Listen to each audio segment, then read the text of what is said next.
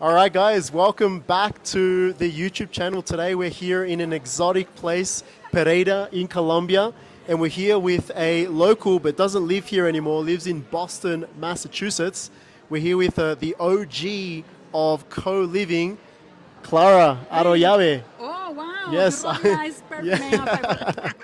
High five. How was it? What did you do? Metal. Yes. Awesome. So welcome to Colombia Thank again. you, man. So glad to be here. So glad to meet you in person. Yeah, Finally. yeah. So much We've fun. met like online a few times, and I follow her on social media. But today we finally get to meet in person. Yay! Yeah. Cheers to being a digital nomad. I'm here seeing family, seeing friends, checking a few investors meeting, and so many Coliving projects going Oh on yeah, in yeah. town.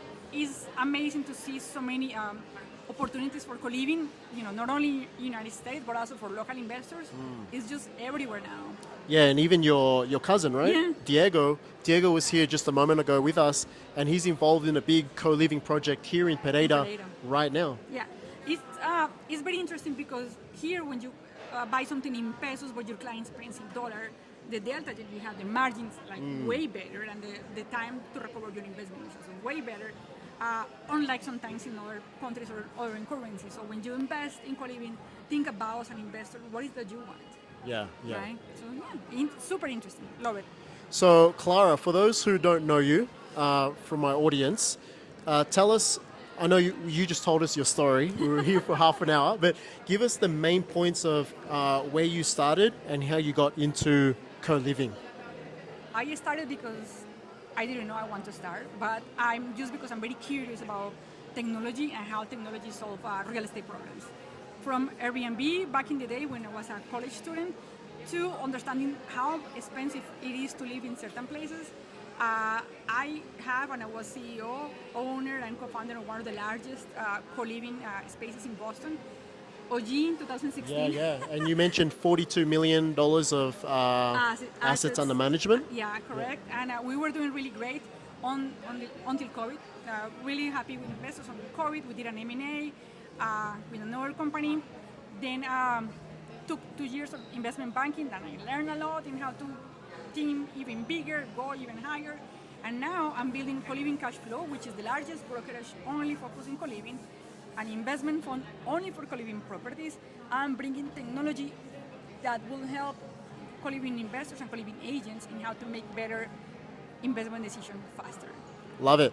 And I came across Clara online because I saw her business name. It was Co-Living Cash Flow, my two favorite words right now. So I was like, I've got to reach out to Clara. Hey, so I've got some questions on here. We're going to run through some questions. Oh, wait, you can prepare? I came prepared, yeah. All right. In English and Spanish. Let's do it. All right, so I guess first question, what are the 3 most important things that you look for in a co-living property? Location, commodities for the residents, meaning just don't put rooms in there and it's gonna happen. No, be thoughtful about the conversion as well, and then you can provide quality housing. So the location has to be key for the client. So think about the location and who are you serving. Invest just the location and they'll come. So I'll do the reverse thinking process. If the place is here, who is going to be the client that's going to pay what I want? Yeah. So the market. Yeah, the market. And then what are they going to have? They want to live here, all right? And after that said and done, how the numbers work. Okay, yeah. They work in here. Yeah. You can find a fantastic location. If the numbers don't work, it doesn't work. Yeah. Or the conversion is ugly, and they're not going to. Yeah, no one's going to rent it. Yeah. Correct. So for me, I do the process backwards, I guess. Yeah. So I always say the same thing. So the numbers can look incredible on paper, but if the house is ugly, no one's going to rent it. Yeah. If it's in a bad location, there's no demand for the area. Yeah. And if the floor plan doesn't work, then as much as it's in a good area, no one's going to rent it. So that's awesome.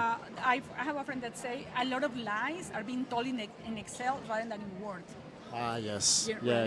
Yes. That's so true. So second question is, what's trending in co-living right now, and how does it affect the properties that you choose for your clients? I don't believe in co-living as a trend to begin with. I think in Coliving as an asset class, from luxury to workforce to middle class, um, in general, what is trending or things that we can implement is how to make the transition from one room to two rooms to three rooms in a manner that is less disruptive for the property and property cost, renovation cost. That's coming. Technology and 3D printing for rooms. Yeah, like Yeah. temporary walls and Yeah, things like that. correct. Yeah. And how you can optimize all the property managing services with more technology. Yeah. What was the last thing? How you can optimize more property management and more communication. Yes, how to scale the property management, because that's with more technology. with more technology. Yeah. Meaning, hey, you know what? This guy didn't took the trash on time or whatever it is. You push a button, and what's going to happen next? Like everything has to be automated. Yeah. Maybe like an electric necklace to say, take out the trash. No. My wife is behind the camera, and she does a lot of That doesn't the work property with my management. husband, so- All right, cool. So I guess what is your number one tip for someone investing for the first time in a co-living property? Do it because you care about doing something good as an investment, not because of the returns. There are many other investments that can give you good returns. Co-living is one of the best, but it comes with wanting to help people finding a place to live and keeping them Yeah. for a long term. If you don't care about any of that, they just don't do it. Sorry, And honest. and why is that? Why do you believe that? Because you're helping a lot of people to have access to a place to live that is going to make their lives better as a renters, right? As a members. If they make minimum wage or they pay whatever amount, either like a weekly or no weekly, they have to be happy there for a long time for you to get your Yeah. returns. Yeah. So you need to do it because you want and because you care. If you don't care, then that's going to show. Yeah. In the And investment, Yeah. it's going to show in the investment, it's going to show in the house, it's going to show everywhere. And they're going to have not a good experience, neither they're not going to have experience, neither you are going to have a bad experience. So do it because you want and you care, and then everything else will follow. Yeah, and I think that's important as well, because if you're just doing it for the numbers and the money, then when there's a tough period, you're not going to care. You're not going to have any empathy Yeah. for the people who are living in these, in these properties. Yeah, 100%. I love that answer. All right, and what are the best ways to fund co-living property? As in, like, how do they fund it? Like, what type of Financially? money? Yeah. I believe in mixes. Mixes between either a bank or two or three friends. Hey, you have 20,000, you have 20,000, you want 20,000. Let's go do this together. I believe in mixing private money with public money. So that you minimize the risk. I don't Yeah. believe in just one strategy or just sub-2 or just bank or just equity. No, mix the strategy to lower your risk. So diversifying the risk Diversify so the risk is lower for everybody. Yeah, wow. And last question, why should people invest in real estate in the USA, specifically people who live in South America and Central America? Real estate in general in the United States is the access to wealth. Either you live in there or not, but in the other currencies in these countries, like Latin America, Central America, currency either is not as stable or is not as strong. When you hold an asset that is backed by a house that is giving you more returns than average, in this case co-living, you have a more solid return for a longer period of time, and you know where your money is, unlike what happens sometimes with local banks or other institutions. And you have something that is growing over time because the economy in the United States up to now is super solid. Yeah, yeah. What inflation is going, yes, but also property valuation is growing. Yeah. So I think it's one of the most solid investments in the world. Y quiero repetir esta respuesta en español porque para mí me cuesta comunicar eso y sería bueno escuchar, o mi audiencia escuchar eso directamente de ti también. Ok, entonces, ¿por qué la gente debe invertir en bienes raíces en Estados Unidos? Específicamente ver la oportunidad de co-living y las personas que viven aquí en Sudamérica, Sudamérica o Centroamérica. Históricamente, las propiedades, invertir en propiedad raíz en Estados Unidos ha sido una estrategia de las más sólidas y fuertes porque la economía de Estados Unidos ha sido muy sólida y fuerte y sí hay inflación, pero valoración de las propiedades también es muy alta. La ventaja de Coliving como asset para invertir, que no es hoteles, que no son apartamentos, que no son Airbnbs, es que duplicas y triplicas la rentabilidad de una propiedad con el mismo impacto. Si la propiedad está bien manejada, tienes muy buenos retornos, un poco más altos que los normales, y eso te ayuda a o usar el dinero para crear más propiedades o reinvertir o usar tu flujo de caja en América Latina.